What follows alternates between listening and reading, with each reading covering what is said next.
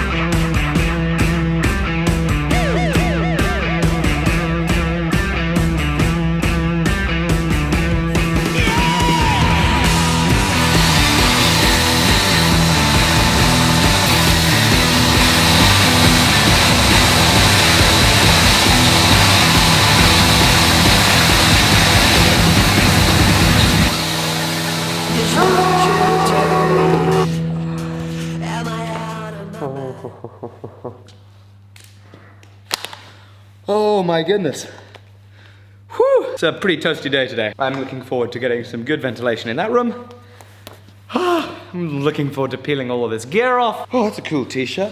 Forgot I had that on. I'm looking forward to getting these gloves off. I'm looking forward to wiping the sweat off my face and explaining to you guys what I have just done. I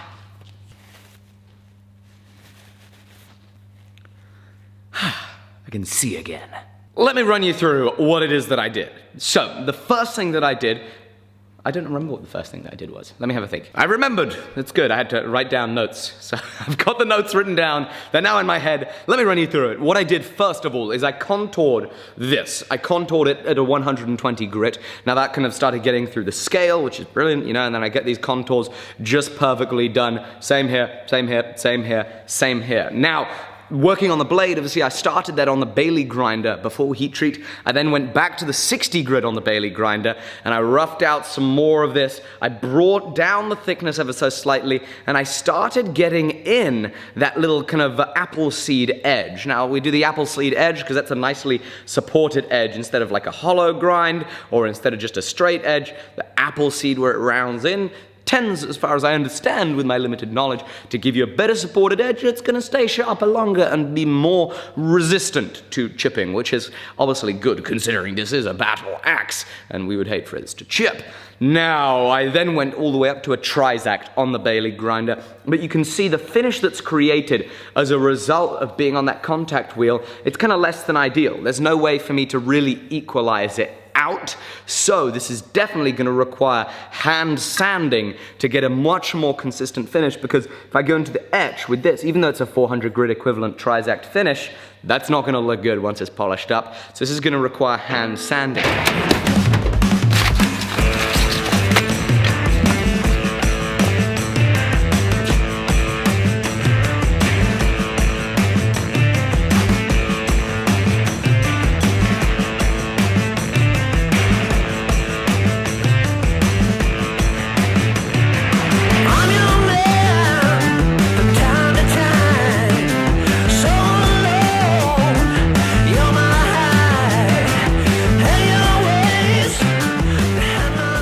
took about an hour or so, but the 240 grit is done, or at least as close as I can get to it. When my friend Will Stelter Edgeworks on Instagram, when he came and visited, I learned a hell of a lot from him about the hand sanding process. One of the things that he explained to me that works very well is instead of sanding to start with a 240 grit, for example, instead of standing in line with where you want the finished sand lines to go, you sand at an angle. And then as you work up, you switch the angle until you get to your final grit, where you then put the scratches in line with where you want it. This way, as you go up grits, you can tell if you got all the scratches from the former grit out, because they're very easy to see, very easily evidenced when they're perpendicular to each other versus parallel with each other. It's very difficult to tell the difference between a 400 grit scratch and a 120 scratch when they're running in the same line. So I've got my 240 done. It took a bit of time. I had to go down to 180 at one little bit here where there was just the tiniest little scratch I had to get out.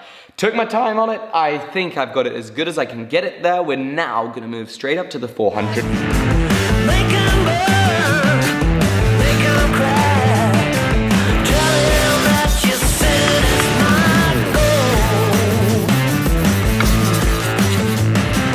Blessed are the ones who let go.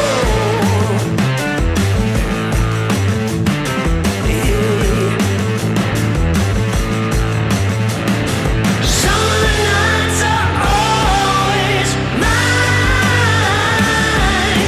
Get you every single time. Always so contagious. Always have me wasting. Okay, I think I have that just about where it needs to be with the 400 grit. That has taken hours to do, but it's gonna be worth the effort, because the more effort I put in now, as with most things, the more effort you put in, generally the better things go. And I'm gonna be a hell of a lot more proud of this after having spent these 2-3 hours hand sanding this, getting this to be nice, clean, pretty, beautiful. That all ends up, I know it does, it all ends up paying off in the etch and in the finished product. So now what I'm gonna do with this piece, before we do go into the etch, is I'm going to take this on that satin mop that I have that's made of that Scotch-Brite material. I'm gonna take that satin mop and we're gonna run that over this, and what that's gonna do is that just beautifully finishes up everything with a lovely satin finish that tends to work out very well for the etch. You know, I'm very pleased that I didn't bolt any of this stuff down. There's absolutely no need for this to be in there. It's only cluttering up space and getting this stuff dirtier than it needs to be. This is finishing equipment. It doesn't make any dust. All it does is just lightly finish. So I'm gonna be keeping this stuff out here. I think I'm gonna put it to the right of the grinding room over there, once I have an electrical socket. For now, I'm just gonna put it next to the welding table.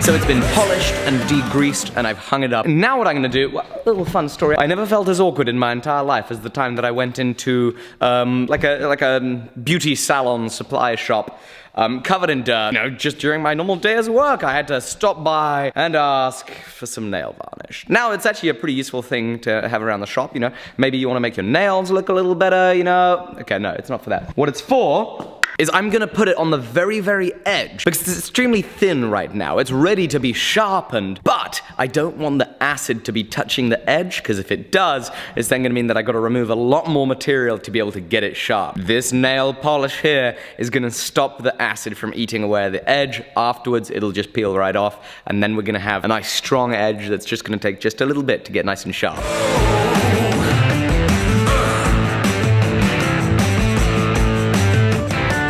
Got it hung up on my mill. always making sure that we use all our equipment for its intended purposes. I now need something that I can store my ferric chloride in. Obviously, I get it like this. It comes in a 5-liter bottle, and I like to do a 1:3 or a 1:4 ferric chloride to water.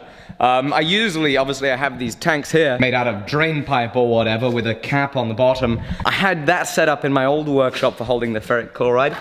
Today I think I'm going to use this bucket.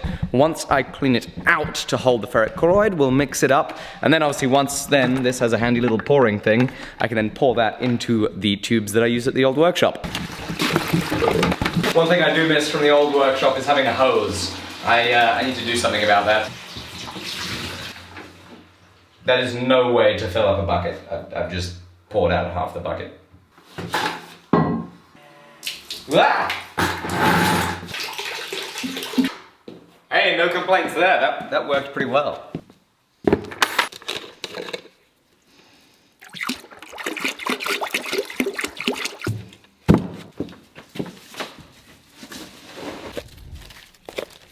So here goes. I'm going to take this piece off the milling vise handle, and we're going to put it in the acid, and I'm going to leave it there for a little while. I don't know, maybe half an hour or so.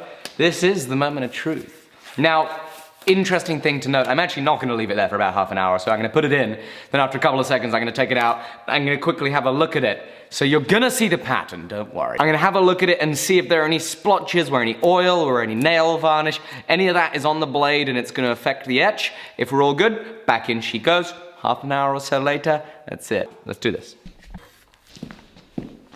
I'm going to put it in upside down since the bucket is widest at the top. Hopefully it fits, and then we don't have to pour more ferric chloride in there. There we go.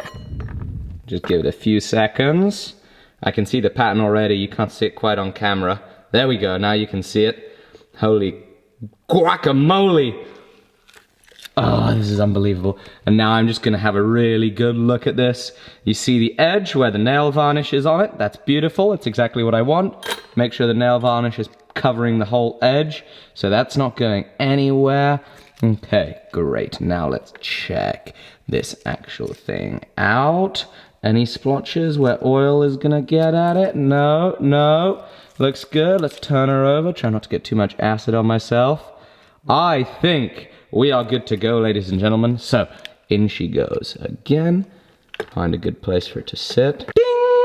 That's one big ferric chloride thumbs up from me. So once I put the axe in the acid, I then decided to do a little bit of tidying up. So I swept and vacuumed my grinding room, and I then found another bucket that I then filled with water, as well as some bicarbonate of soda. That then makes an alkaline solution to neutralize the acid from the ferric chloride, which meant that after a little tidying up in the workshop, it'd been about a half an hour, and I forgot to hit record when I picked up the axe out of the ferric chloride and put it in the bicarbonate of soda, but I'll mime it out for you right now.